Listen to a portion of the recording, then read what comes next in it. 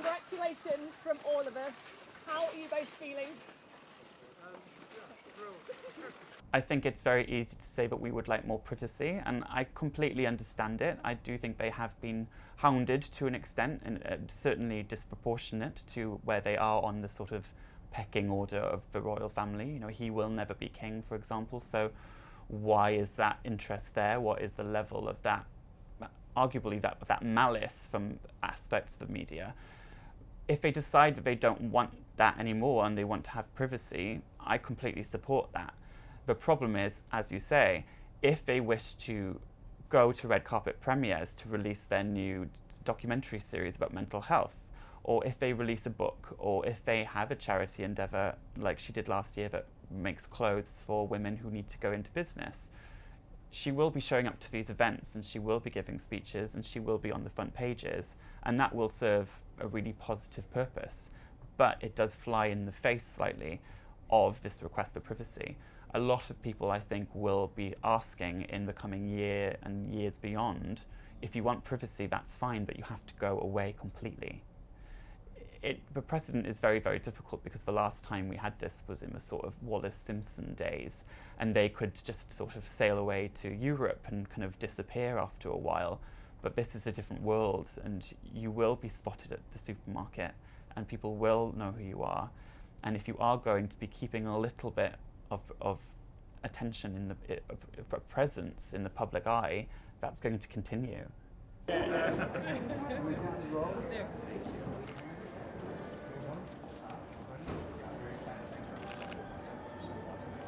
I would love to say that Meghan would go back to film. I would certainly never say never. I don't think it's something that she is currently plotting, but producers, she will be on top of their list for hypothetical roles.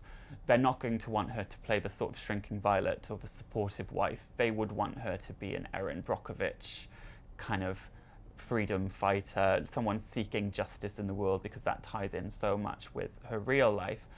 If I was going to cast her in a film that was coming out now, you'd put her in Bombshell with Charlize Theron and Nicole Kidman, films that are about empowering women with strong female leads. And if you were a producer, that's what you would be going for Meghan. Money-wise, that is like that's a blank check scenario. You could ask for 15 million for a film, if not more, especially in a lead role. When she was in Suits, she was making about £300,000 for every series, and that came from the beginning. And she was in 7 series. So she had a net worth of about 5 million before she married Harry from Suits, films, endorsements and things like that. Her work on the TIG, her lifestyle brand, which we might be seeing return slightly. So film, I would definitely say, is people will be after her for film.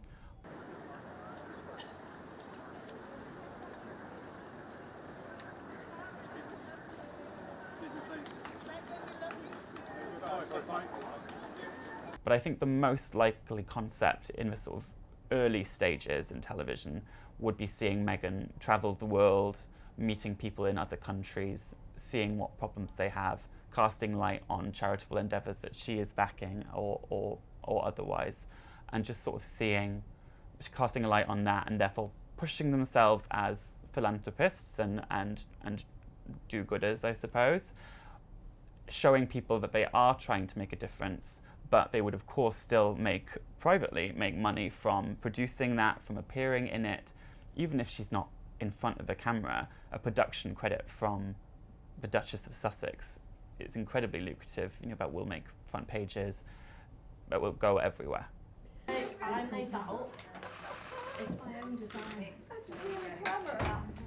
You see, It's a bit inappropriate because I've got the dog, so... I do think the TIG will come back. They renewed the trademark last year, so it's basically ready to go.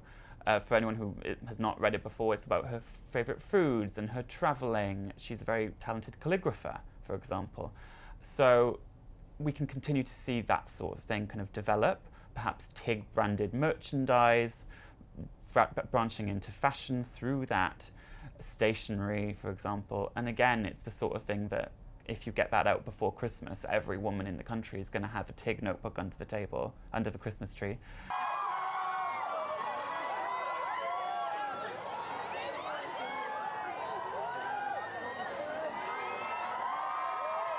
I don't want to call her the next Gwyneth Paltrow, but she could definitely turn the TIG into a Goop level empire of lifestyle.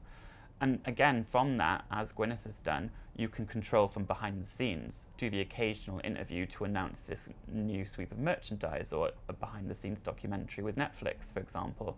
But you can still keep that step back and feel a little safer and maintain the level of privacy that they are supposedly aiming for.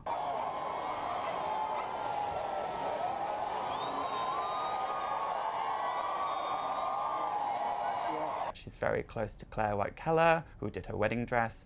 She's very close to Stella McCartney, who did the wedding dress for the evening after the wedding. So she really knows all the right people who, first of all, are very, very chic and talented, but also work very well sustainably. And that is certainly something that she has expressed an interest in. So if she did launch a fashion line, either through the TIG or kind of separately in a sort of elegant evening wear perspective, that would be something that she would turn to her friends for help with. But also she has designed before with SmartWorks and also for a small Canadian brand when she was on Suits, which sold very well as soon as the information came out that she was dating Harry. Look into the camera here for me. That's great. Give this way, please. A couple more looking here. Nice big smiles. Don't think of the sleepless nights. I would love to see Harry launch a line of suits. I do think he wears a suit very well. I think the most likely thing for him would be to use some of his charitable endeavours to sort of spin off into something like that. So, you know, the Invictus Games is a genuine passion project for him. He truly cares about it.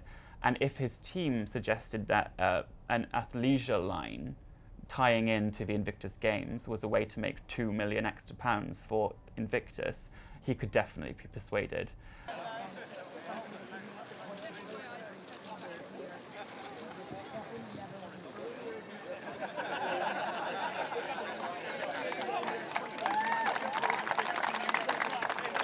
The issue is that anyone on the board of a charity, you know, the CEOs of charities, the heads of charities, they are making money because they have bills to pay. And the calculations would be, if we get Harry on this board and give him X amount of money, the globe, you know, the world's attention will come to this charity and we will see that come back to us tenfold. So you can see them making money like that. I also see him making money through production.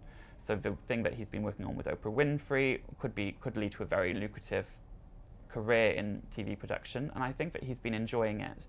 And he has, you know, he knows the media very well. He's had a lot of experience of just watching and learning about how it all works.